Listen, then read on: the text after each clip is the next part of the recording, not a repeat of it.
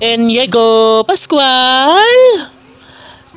Naiinis na naman sa takbo ng relasyon ni Piolo Pascual at Casey Concepcion. Hala no, ito na nga talaga ang una at huling pag-ibig na sadyang inaabangan ni Inigo Pascual sa pagmamahalan ni Papa P at Christina.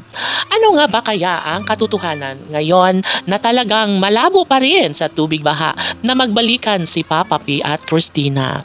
Alang-alang sa pag-ibig na kailangan na ibalik sa mas lalong madaling panahon, ay posible nga naman na mangyayari ang isang pagmamahal na never na maibigay sa lahat ng mga pagkakataon.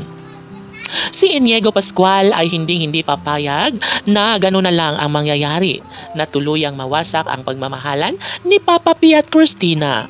Alam naman natin na talagang pinapatunayan ni Piolo at Casey ang kanilang tunay na damdamin. Lahat ay maaari na maisakatuparan, lalo na't pursigido ang taong bayan na magkaroon ng kulay at kasaganaan ang isang relasyong punong-puno ng pagsubok na kailangan na mapagtagumpayan ni Papa P at Christina. Never na nawala ng pag-asa si Inigo Pascual kahit na marami man silang mga pagkukulang sa isa't isa. Handang-handa na ang lahat para magkaroon ng katiwasayan ng lahat. Handang-handa na ang lahat para magkaroon ng isang pagbabago na talaga nga namang hinangad ng lahat.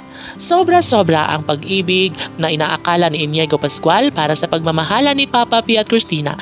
Kaya naman, posible na mangyayari ang lahat at maaari na makatuluyan nga ni Piolo Pascual si Casey Concepcion.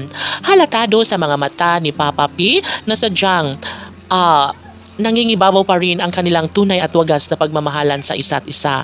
Alam nyo ba na sadyang si Inigo Pascual ay nararamdaman niya ang isang magandang pagkakataon na pupwedeng maibahagi sa taong bayan ang tunay at wagas na pagmamahalan at tunay na nararamdaman ni Papa P at Christina.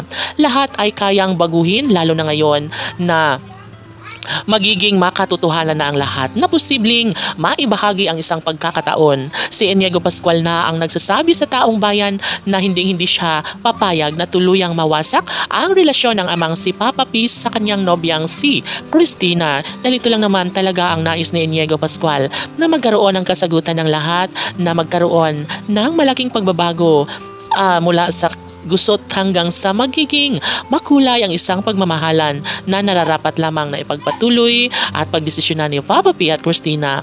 Makakampante ngayon si Inigo Pascual dahil alam niya ang takbo sa relasyon ni Piolo at Casey. Casey PG Fanatics, love!